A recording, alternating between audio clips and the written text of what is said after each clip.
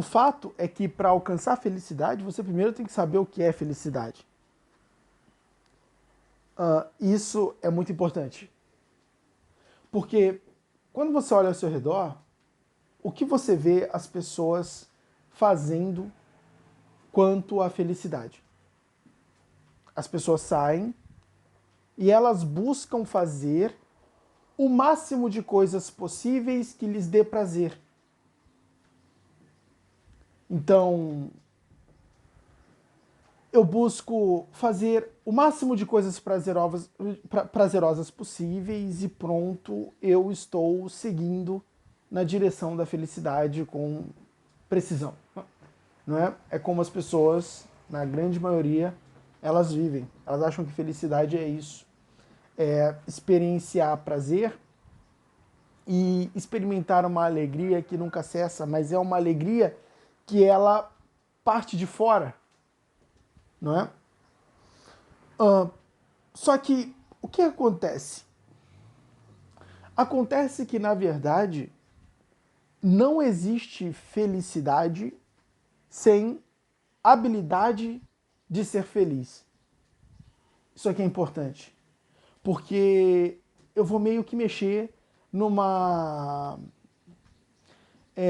na forma como você crê acerca da felicidade. A grande maioria age diante da felicidade, agem no que tange a felicidade, seguindo exatamente aquilo que eu acabei de falar, buscando sensações prazerosas o tempo todo. Só que ninguém pensa que a felicidade, na verdade, ela depende de uma habilidade. A habilidade de verdadeiramente ser feliz. O que seria essa habilidade de ser feliz? Por exemplo, eu contratei um advogado para resolver um problema meu, e esse advogado ele me irrita pra cacete, porque eu mando uma mensagem para ele, ele não me responde. Em um determinado momento eu pensei, mas peraí, por que eu estou ficando irritado com isso? Tudo começou com essa simples pergunta. Por que eu estou ficando irritado com isso? Qual é o valor da mensagem, da resposta desse advogado? Realmente não tem valor substancial nenhum. Pelo menos para mim não tem valor nenhum. É uma simples mensagem. Eu pensei, mas peraí, a resposta do advogado está sob o meu controle? Não, a resposta do advogado está sob o controle dele. Então olha que louco. Percebe que quando nós desejamos que aquelas coisas que estão fora do nosso controle sejam realizadas, é exatamente aí que nós nos frustramos, é exatamente aí que nós ficamos chateados. Percebe que quando nós focamos nas coisas que estão dentro do nosso controle, nós verdadeiramente somos reis de nós mesmos? Por quê? Porque é engraçado como tem algumas pessoas que se preocupam com as críticas. Mas uma vez algo me chamou a atenção acerca daquela escritora que escreveu Harry Potter, J.K. Rowling. Ela começou a criticar um pouco essa questão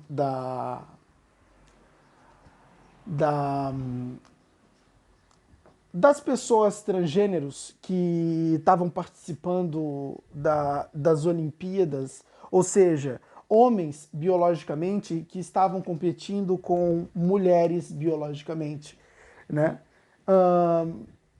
E logicamente você tem uma desvantagem brutal, que tange a força, né, e movimento. Os homens têm músculos muito mais avantajados do que as mulheres. Lógico que um homem biológico, ele leva vantagem nisso, né? E a J.K. Rowling começou a falar acerca disso.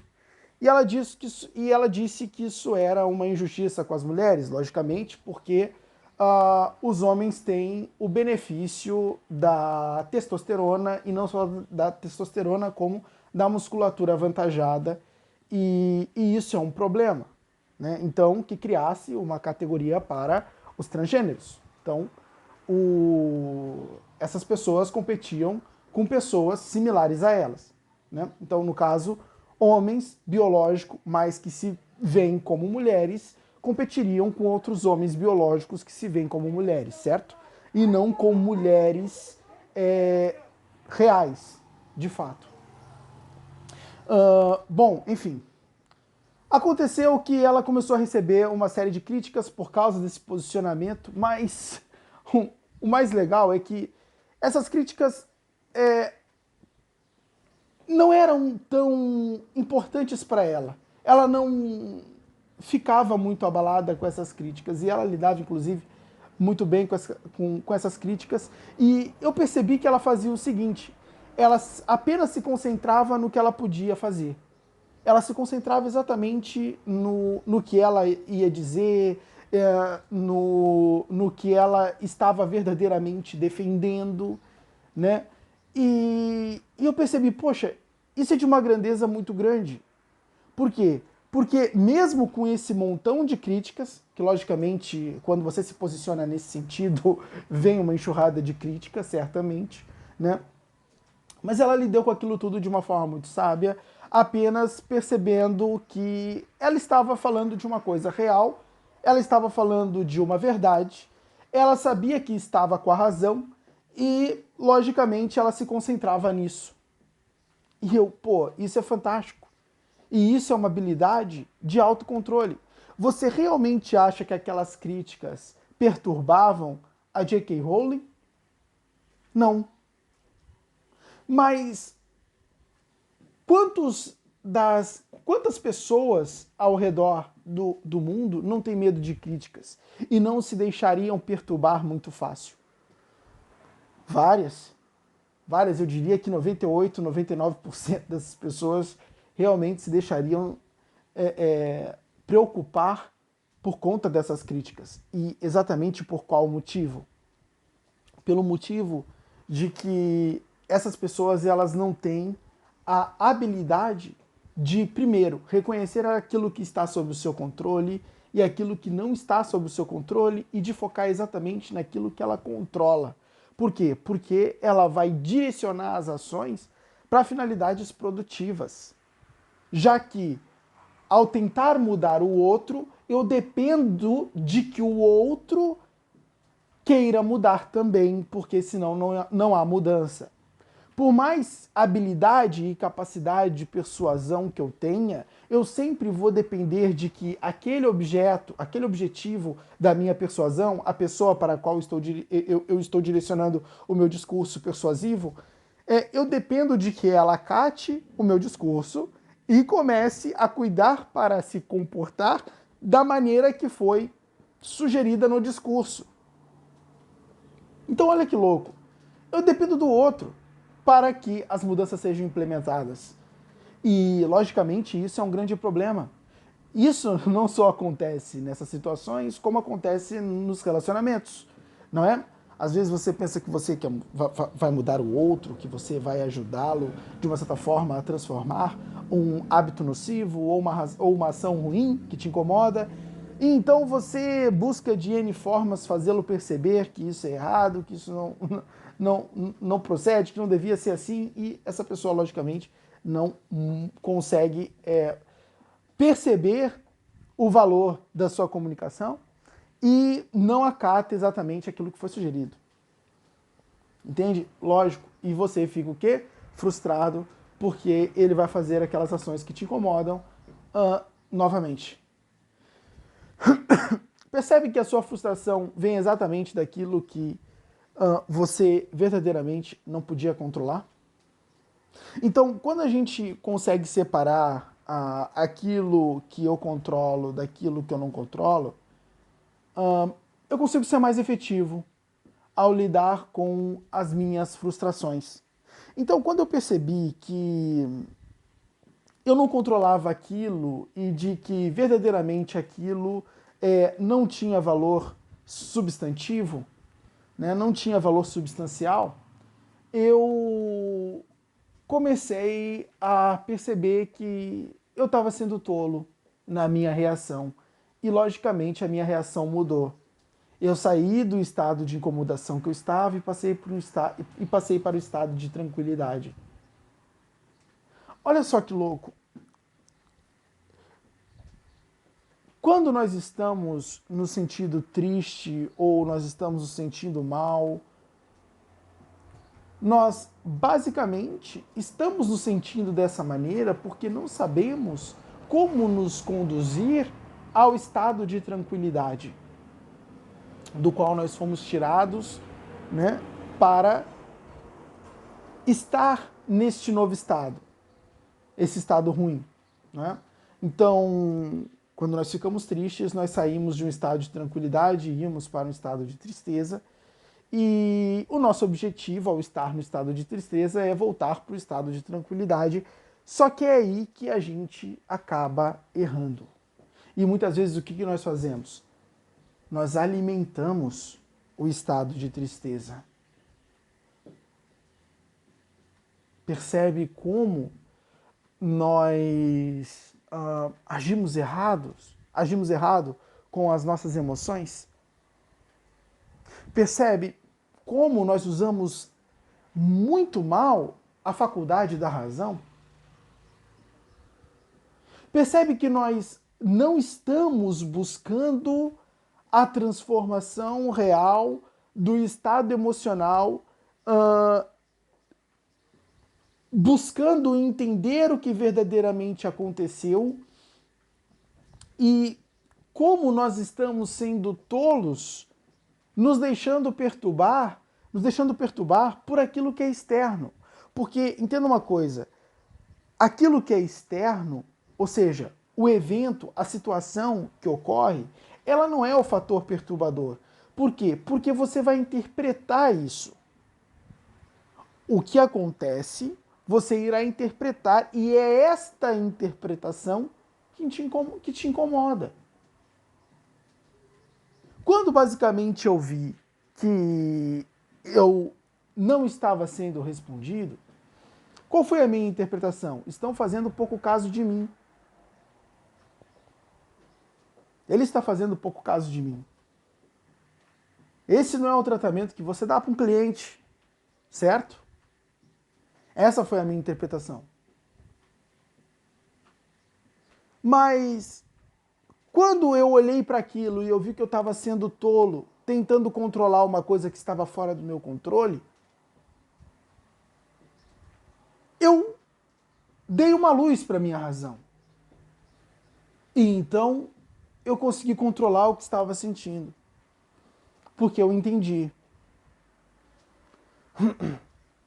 que eu estava tentando controlar o que está fora. Percebe? Então, sempre que você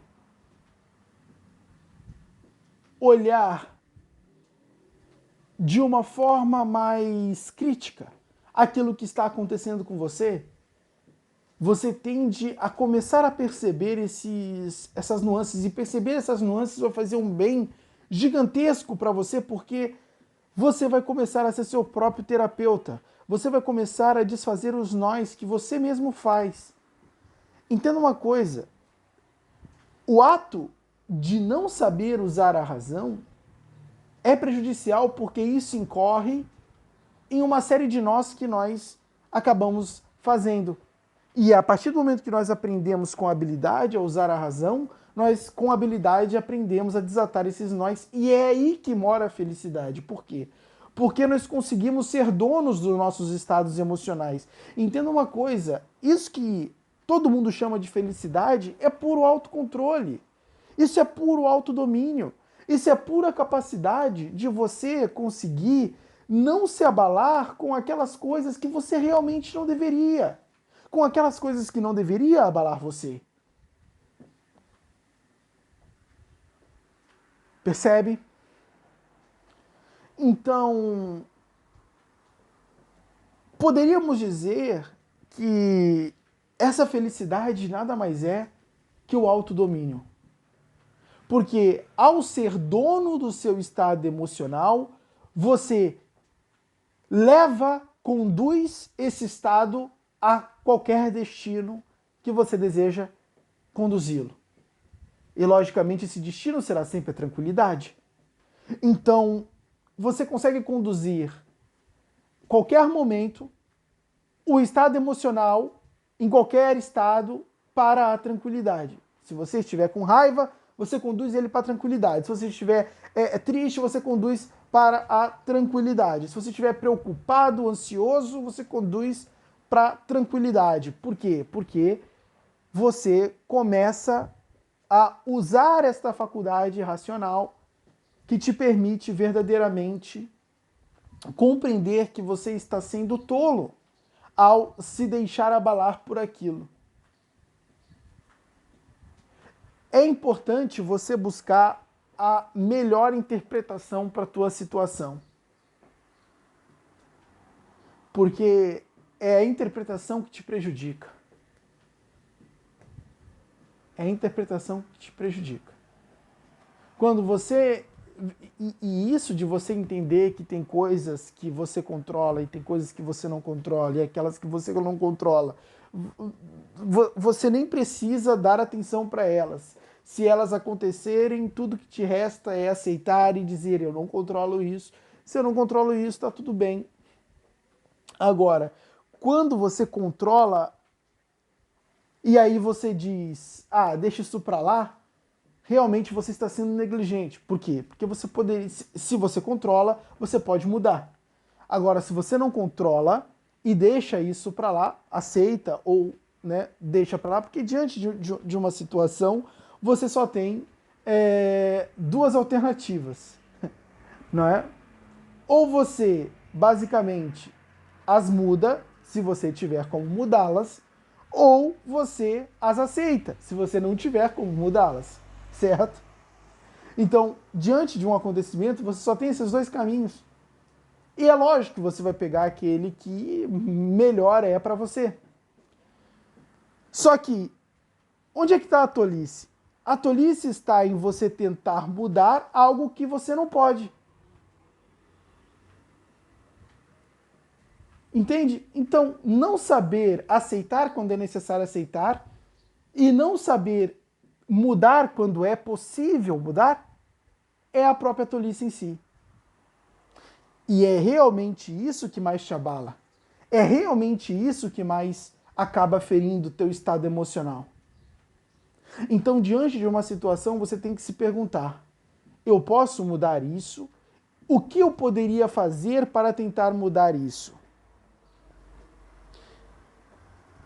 Se você cogitar uma possibilidade real de mudar isso por meio de uma ação, vai lá e empreenda.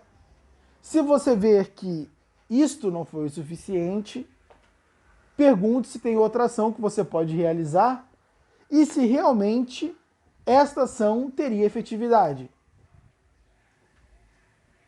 Só que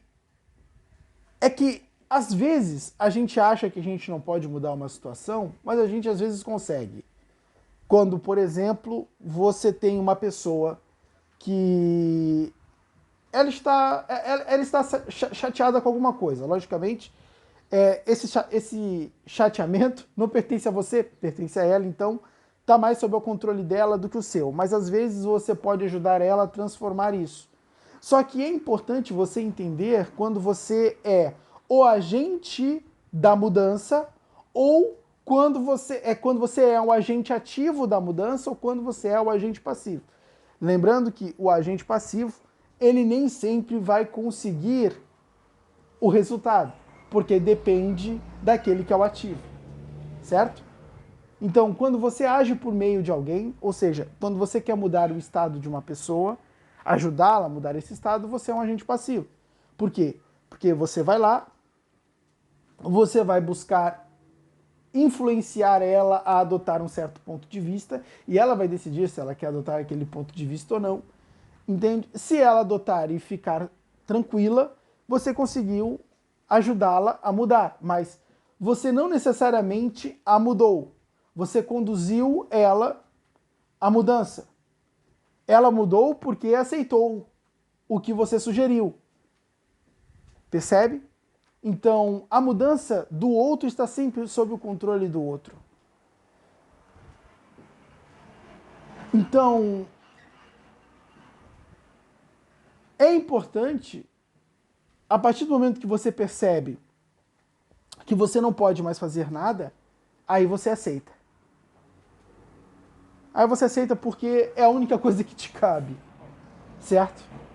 Então, quando você passar a agir desta maneira, você vai conseguir resolver muito melhor os problemas dentro da sua realidade e aqueles problemas que estão relacionados com você. Entende? Você não controla, por exemplo, sua reputação. Se as pessoas estão falando algo de você pelas suas costas, isso é uma coisa que você não controla. Elas falam o que elas querem, elas são livres para falar aquilo que elas querem. E elas podem falar isso a qualquer momento, porque não tem nenhum joystick nas línguas alheias, os quais, por meio desse joystick, você pode controlá-las. Então elas podem falar o que elas quiserem, inclusive de você. Elas podem falar de mim. E elas podem falar de qualquer outra pessoa. Então, por que você está furioso ou furiosa com aquilo que outras pessoas estão falando de você? Você não controla isso. E aí você toma uma ação. Você vai atrás dessa pessoa que fala a torta direito aí, mal de você, e você discute com ela loucamente. Como é que você vai ficar falando mal de mim? Você é isso, você é aquilo, você... Né? E então, vocês brigam, né? Pode ser que culmine nisso, e vai acontecer que você vai acabar dando mais motivo para aquela pessoa falar mal de você. Porque a raiva que agora ela sente de você alimentará esse processo. Então, perceba que a ação que você tomou para controlar aquilo que você não controla acabou aumentando o fato que te atormentava, o problema que te atormentava. E ao aumentar o problema que te atormentava, você simplesmente aumentou o seu próprio tormento.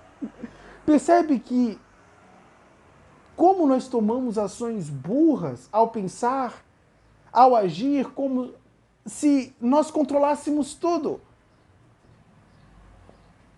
Percebe que agir como se nós controlássemos tudo é uma grande tolice, porque nós estamos agindo fora da realidade. Estamos totalmente fora. Nós estamos inseridos na realidade, nós estamos dentro da realidade quando nós estamos agindo com a certeza de que tem coisas que podemos controlar e tem coisas que não podemos.